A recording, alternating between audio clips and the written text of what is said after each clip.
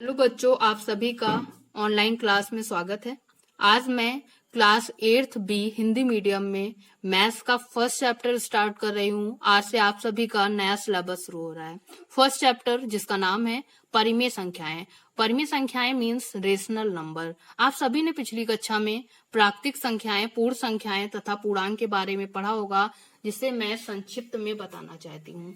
प्राकृतिक संख्याएं वे संख्याएं होती हैं जिसके द्वारा वस्तुओं की गिनती की जाती है, जैसे 1, 2, 3, 4, 5, 6, 7। पूर्ण संख्याएं क्या होती हैं? पूर्ण संख्याएं वे संख्याएं होती हैं जिनमें प्राकृतिक संख्याओं में केवल जीरो को ऐड किया जाता है। तो जीरो यदि प्राकृतिक संख्याएं में आ गया तो वह पूर्ण संख्याएं बन जाएंगी, 0, 1, 2, 3, 4, 5 आगे तक। इसके बाद हम बढ़ते हैं पूर्णांक। पूर्णांक क्या होता है? पूर्णांक में पूर्ण संख्याएं सभी, 0 से लेकर के सभी, और प्राकृतिक संख्याओं का ऋणात्मक मान को यदि हम जोड़ दें तो यह एक पूर्णांक बन जाएगा। तो पूर्णांक क्या होता है? -3, -2 सारे सभी माइनस मान तथा 0 तथा सभी धनात्मक मान। अब हम आते हैं परिमेय संख्याओं की तरफ। परिमेय संख्याएं जो संख्या a/b के रूप में हो, जहां a व b पूर्णांक हो। पूर्णांक अभी हमने पढ़ा, पूर्णांक क्या होता है? प्राकृतिक संख्याओं का ऋणात्मक मान, 0 तथा प्राकृतिक संख्याएं सभी। तो जो संख्या a/b के रूप में हो, जहां a और b पूर्णांक हो तथा b 0 नहीं होना चाहिए, तो ये संख्याएं परिमेय संख्याएं कहलाती हैं। जैसे 3/4, तो ये a/b के रूप में है।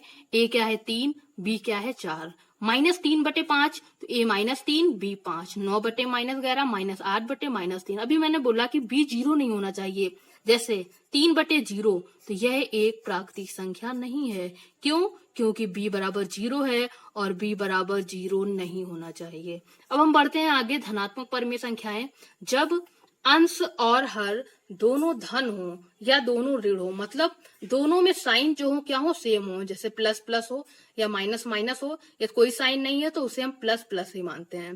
तो जब अंश व हर दोनों धन हो या ऋण हो तो वह संख्या धनात्मक परिमेय संख्या कहलाती है। इसी का अपोजिट ऋणात्मक परिमेय संख्या है जब अंश व हर दोनों विपरीत चिन्हों के हों, अर्थात एक धनात्मक एक ऋणात्मक, एक ऋणात्मक तो एक धनात्मक, तो ये ऋणात्मक परिमेय संख्या हो जाएगी। तो एक माइनस होना चाहिए ऋणात्मक में और धनात्मक में प्लस होना चाहिए, क्योंकि यहाँ पर माइनस माइनस कैंसिल हो जाएगा, तो ये हमारा धनात्मक बन जाएगा, पॉजिटिव बन जाएगा।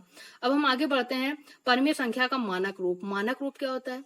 मानक रूप जिसे हम सिंप्लीफाई करते हैं, कैंसिल होकर के, मतलब क्या है? आगे पढ़ते हैं।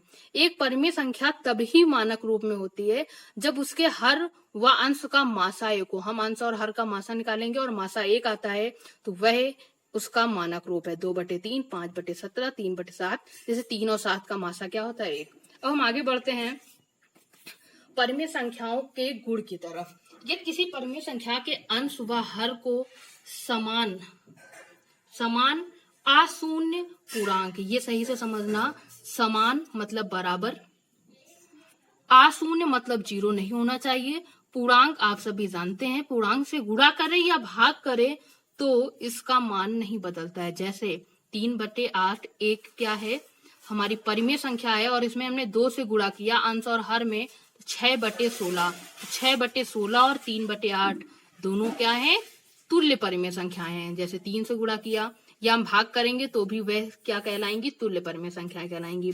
यदि दो परिमेय संख्याएं a/b व c/d समान है, बराबर हैं, तो उनका क्रॉस मल्टीप्लाई, मतलब a का गुणा d से, तो ad बराबर bc होता है। यह हमें याद रखना है। अब हम परिमेय संख्याओं की तुलना करते हैं। तुलना का अर्थ होता है हमें दो परिमेय संख्याओं में बताना है कि कौन सी परिमेय संख्या बड़ी है तथा कौन सी छोटी है। तो इसके लिए दो मेथड है, एक तिर्यक गुणा विधि तथा दूसरा समान हर बनाकर।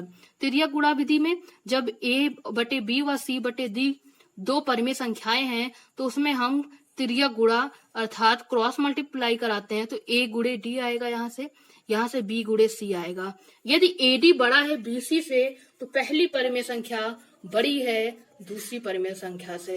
यदि ad छोटा है bc से तो पहली परिमेय संख्या दूसरी परिमेय संख्या से छोटी होगी। यदि ad बराबर bc है तो दोनों संख्याएं बराबर होंगी।